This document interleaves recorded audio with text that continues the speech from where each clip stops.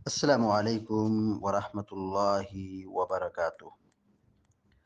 الحمد للہ رب العالمین والعاقبۃ للمتقین والصلاة والسلام علی اشرف الانبیاء والمرسلین نبینا محمد وعلی آلہ وصحبہ اجمعین ومن تبعهم بإحسان إلى يوم الدین اما بعد۔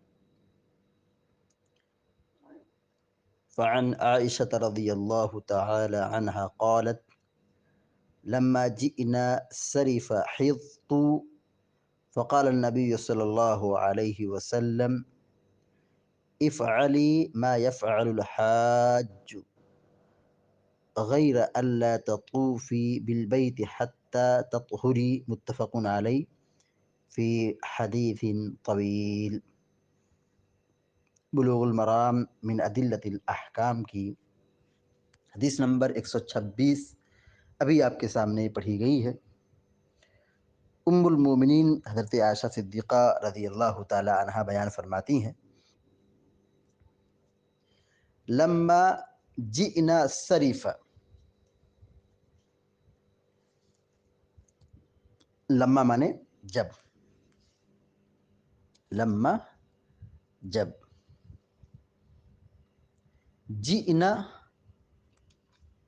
ہم لوگ آئے، جئنا ہم لوگ آئے، لما جئنا جب ہم لوگ آئے، سریف، سریف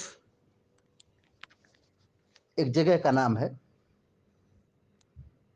سریف مکہ مکرمہ سے تقریباً 12 کلومیٹر کی دوری پر شمال جانب ایک چھوٹی سی وادی ہے، اسی کو سریف کہتے ہیں۔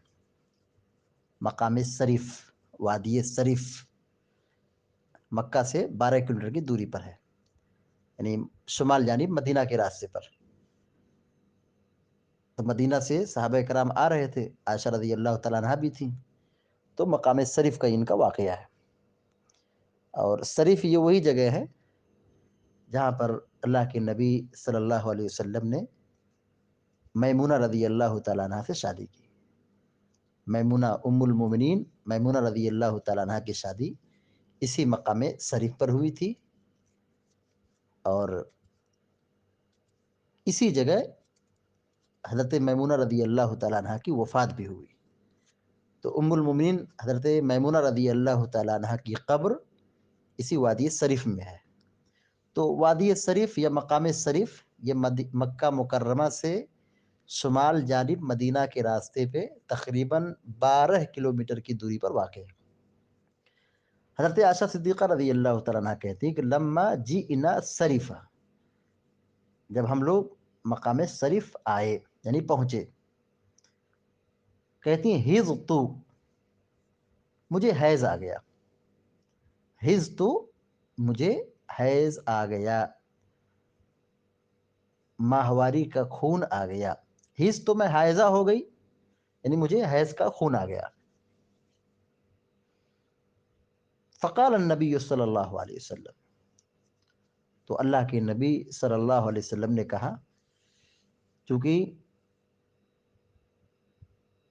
حج کی نیت سے مکہ جا رہی تھی اور صحابہ کرام کی جماعت تھی، اللہ کے نبی صلی اللہ علیہ وسلم تھے، تو احرام میں تھے۔ حضرت عائشہ صدیقہ رضی اللہ تعالیٰ عنہ کس میں تھی؟ حالت احرام میں تھیں، یعنی حج کی نیت سے مکہ جا رہے تھے، اور مکہ سے قریب ان کو کیا آ گیا؟ حیض آ گیا۔ حیض تو وہ کہتی مجھے حیض آ گیا، میں حائضہ ہو گئی۔ فقال النبی صلی اللہ علیہ وسلم، تو اللہ کے نبی صلی اللہ علیہ وسلم نے اسی لیے کہا، افعلی ما یفعل الحاج غیر الا تطوفی بالبیت حتی تطہری، افعلی تم کرو، افعلی کا معنی ہوگا تم کرو، ما جو، ما مانے جو، یفعلو کرتا ہے، یفعلو کا معنی ہوگا کرتا ہے، ما یفعلو جو کرتا ہے، الحاج حج کرنے والا، الحاج مطلب حج کرنے والا، افعلی تم کرو، ما جو، یفعل الحاج حاجی کرتا ہے، حج کرنے والا جو جو کام کرتا ہے تم بھی وہ سب کام کرو۔ اصل میں ہوا کیا تھا، یہاں تو روایت بہت شارٹ ہے، مختصر ہے، بلکہ حدیث کا بالکل آخری ٹکڑا یہاں پر حافظ ابن حجر الاسقلانی رحمہ اللہ نے ذکر کیا ہے۔ پوری جو تفصیلی روایت ہے اس میں یہ ہے کہ حضرت عائشہ رضی اللہ تعالیٰ عنہا کو جب مقام شریف میں حیض آ گیا تو وہ بیٹھ کے رونے لگی، حضرت عائشہ صدیقہ رضی اللہ تعالیٰ عنہا رونے لگی۔ کیوں رو رہی تھی، وجہ کیا تھی؟ رو اس لیے رہی تھی کہ مقصد تھا کہ ہم مکہ جا رہے ہیں، خانہ کعبہ کا طواف کریں گے، حج عمرہ کریں گے، تو اب ان کو حیض کا خون آ گیا، تو اس صورت میں اب یہ مکہ میں جانے کو داخل ہو جائیں گی لیکن مسجد حرام میں داخل نہیں ہو سکتی، چونکہ حیض کی حالت میں مسجد جانا، نماز پڑھنا منع ہے۔ جب عام مسجد میں جانا منع ہے تو مسجد حرام، بیت اللہ شریف، مسجد حرام میں کیسے داخل ہوں گی؟ تو ان کا یہ حج متاثر ہوگا، عمرہ متاثر ہوگا، اس لیے بیٹھ کے رونے لگی کہ حج کرنے جا رہے ہیں اور یہ مسئلہ آ گیا، اب ہمارے حج میں یہ رکاوٹ بن جائے گا، خانہ کعبہ کا طواف کرنے میں یہ حیض کیا ہو گیا، رکاوٹ پیدا کر دے گا، اس لیے وہ رو رہے تھے۔ اللہ کے نبی صلی اللہ علیہ وسلم آئے، ان کو سمجھایا، کہا کہ اس میں رونے کی کوئی ضرورت نہیں ہے، یہ تو فطری چیز ہے، اللہ تعالیٰ نے آدم کی بیٹیوں پر اس کو مقرر کر دیا ہے اور یہ خون آتا ہے، تو اب تم وہ سارا کام کرو جو حاجی کرتا ہے، مطلب کوئی کام چھوڑنا نہیں ہے، حج کے جتنے بھی اعمال ہیں ان سب کو کرو، افعلی ما یفعل الحاج،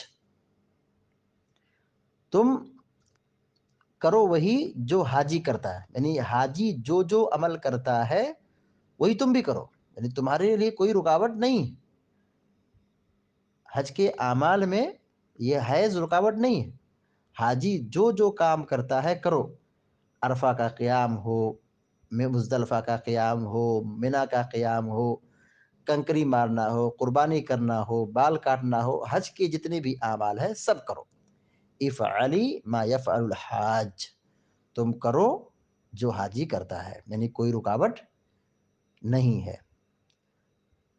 غیر اللہ تطوفی بالبیت، سوائے اس کے کہ تم بیت اللہ کا طواف نہ کرو، غیر اللہ تطوفی بالبیت، سوائے اس کے کہ تم بیت اللہ کا طواف نہ کرو، خانہ کعبہ کا طواف مت کرو۔ کیوں طواف مت کرو؟ کیونکہ یہ طواف کہاں ہوگا؟ مسجد میں ہوگا، یہ مسجد حرام میں ہوگا، حائضہ عورت کے لیے مسجد جانا منع ہے، تو اب مسجد حرام میں بھی جانا منع ہے، عام مسجد میں منع ہے تو مسجد حرام میں بدرجہ اولا جانا منع ہے، تو طواف مت کرو، کیونکہ طواف کے لیے طہارت شرط ہے، خانہ کعبہ کا طواف کرنے کے لیے پاک ہونا، باوضو ہونا، یہ کیا ہے؟ ضروری ہے، اس لیے پیارے نبی صلی اللہ علیہ وسلم نے کہا کہ غیر اللہ تطوفی بالبیت،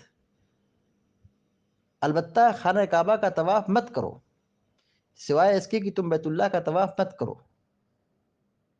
غیر مانے علاوہ، سوا، اللہ تطوفی یہ کہ تم طواف مت کرو، اللہ تطوفی تم طواف مت کرو، بالبیتی گھر کا یعنی بیت اللہ کا، بیت سے مراد بیت اللہ، اللہ کا گھر، خانہ کعبہ، اللہ تطوفی یہ کہ تم طواف نہ کرو، بالبیتی خانہ کعبہ کا، حتی تطہری یہاں تک کہ تم پاک ہو جاؤ، حتی مانے یہاں تک کہ، تطہری تم پاک ہو جاؤ، یعنی نہا دھل کر کے پاک صاف ہو جاؤ، پھر تم خانہ کعبہ کا طواف کرو۔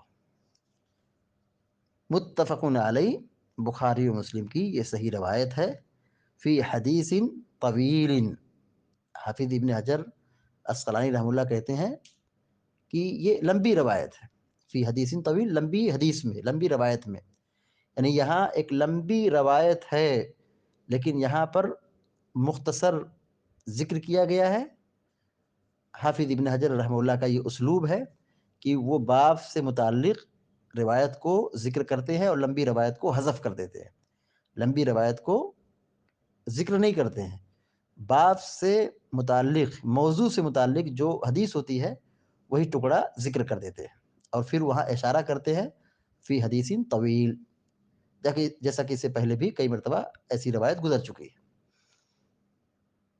تو اس روایت کا مفہوم یہی ہوا کہ خانہ کعبہ کا طواف حائضہ عورت نہیں کرے گی، بقیہ حائضہ عورت حج کے اپنے سارے ارکان ادا کرے گی، صرف خانہ کعبہ کا طواف نہیں کرے گی۔ حدیث کا ترجمہ پھر دیکھیے، حضرت عائشہ صدیقہ رضی اللہ تعالیٰ عنہ بیان کرتی ہیں کہ لما جئنا صریفہ، جب ہم لوگ مقام صریف پہنچے، حیض تو مجھے حیض آ گیا، میں حائضہ ہو گئی۔ فقال النبی صلی اللہ علیہ وسلم، تو اللہ کے نبی صلی اللہ علیہ وسلم نے فرمایا، افعلی ما یفعل الحاج، تم کرو وہی جو حاجی کرتا ہے، افعلی تم کرو، مطلب عمل کرو، ما یفعل الحاج جو حاجی کرتا ہے، غیر اللہ تطوفی بالبیت، سوائے اس کے کہ تم بیت اللہ کا طواف مت کرو، حتی تطہری، یہاں تک کہ تم پاک ہو جاؤ، یعنی نہا دھل کر کے پاک صاف ہو جاؤ، تب تم خانہ کعبہ کا طواف کرو، اس سے پہلے نہیں۔ یہاں پر اللہ کے نبی صلی اللہ علیہ وسلم نے خانہ کعبہ کا طواف کرنے سے منع کیا ہے، حائضہ عورت کو منع کیا ہے کہ خانہ کعبہ کا طواف نہیں کرے گی۔ جس زمانے میں اللہ کے نبی صلی اللہ علیہ وسلم حج کیے تھے، یا نبی کے زمانے میں، یہ صفا مروہ کی جو پہاڑیاں تھیں یہ مسجد کے باہر تھیں، مسجد کے باہر تھیں۔ تب یہ حائضہ عورتیں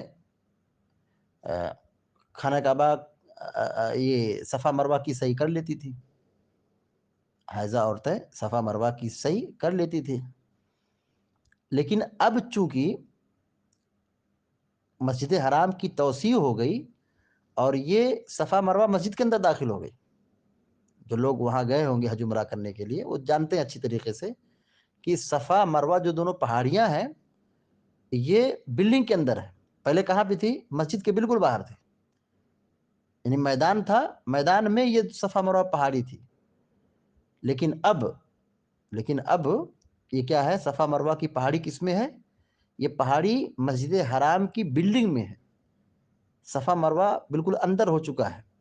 تو اب جیسے خانہ کعبہ کا طواف کرنا منع ہے، آج عورت پر، حائضہ عورت پر صفا مروہ کی صحیح کرنا بھی کیا ہے؟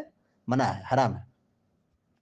یعنی جن کو ناپاکی کا خون آ گیا ہے، ماہواری کا خون آ گیا ہے، حائضہ ہو گئی ہے، تو وہ جیسے خانہ کعبہ کا طواف نہیں کرتی تھی، اسی طرح سے اب وہ خانہ کعبہ کا طواف کرنے کے ساتھ ساتھ صفا مروہ کی صحیح بھی نہیں کریں گی۔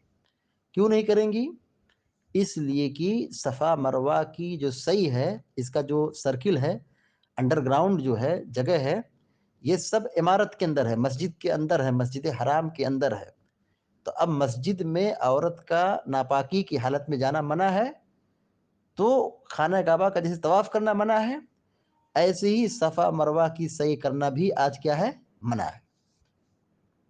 بات بالکل واضح رہے، اللہ کے نبی صلی اللہ علیہ وسلم نے صرف طواف سے منع کیا ہے، لیکن کیونکہ اس زمانے میں صفا مروہ پہاڑی مسجد کے باہر تھی، اس لیے رخصت تھی کہ صحیح کر لیں، لیکن اب چونکہ وہ مسجد کے اندر داخل ہو گئی ہے، اس مناسبت سے صفا مروہ کی صحیح کرنا حائضہ عورت کے لیے کیا ہے؟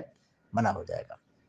تو عورت وہ سارا کام کرے گی، حیض کی حالت میں عورت وہ سارا کام کرے گی، حج کے اپنے تمام اعمال ادا کرے گی، صرف خانہ کعبہ کا طواف نہیں کرے گی اور صفا مروہ کی صحیح نہیں کرے گی آج کے زمانے میں۔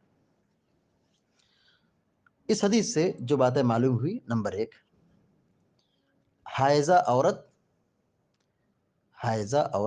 خانہ کعبہ کا طواف نہیں کرے گی، حائضہ عورت خانہ کعبہ کا طواف نہیں کرے گی۔ باب چل رہا ہے حیض کا، اور یہاں پر روایت ذکر کی جا رہی، مقصد کیا ہے کہ حیض کی حالت میں کیا چیز کر سکتے ہیں، کیا نہیں کر سکتے ہیں، یہ وضاحت کی گئی کہ حائضہ عورت خانہ کعبہ کا طواف نہیں کرے گی۔ جیسے مسجد میں جانا منع ہے، ایسے مسجد حرام کے اندر بھی جانا منع ہے، اور خانہ کعبہ کا طواف کرنا بھی منع ہے۔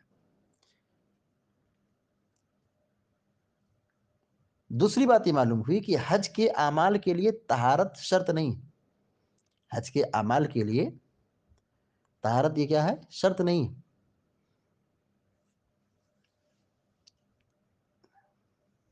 جیسے عرفہ کا وقوف، مینا کا قیام، کنکری مارنا، قربانی کرنا، یہ ناپاکی کی حالت میں بھی چل جائے گا. جیسے عورتیں حیضہ ہو جاتی ہیں، ان کو حیض آ جاتا ہے، تب یہ عرفات بھی جاتی ہیں، مزدلفہ بھی جاتی ہیں، کنکری بھی مارتی ہیں، قربانی بھی کرتی ہیں، بال بھی کٹاتی ہیں، حج کا پورا کام کر رہے ہیں. تو اس میں طہارت شرط نہیں ہے کہ عرفہ میں وہی قیام کرے گا جو پاک ہو، ایسا نہیں ہے. مزدلفہ میں وہی رات گزارے گا جو پاک ہو، ایسا نہیں ہے. قربانی وہی کرے گا جو پاک ہو، ایسا نہیں ہے.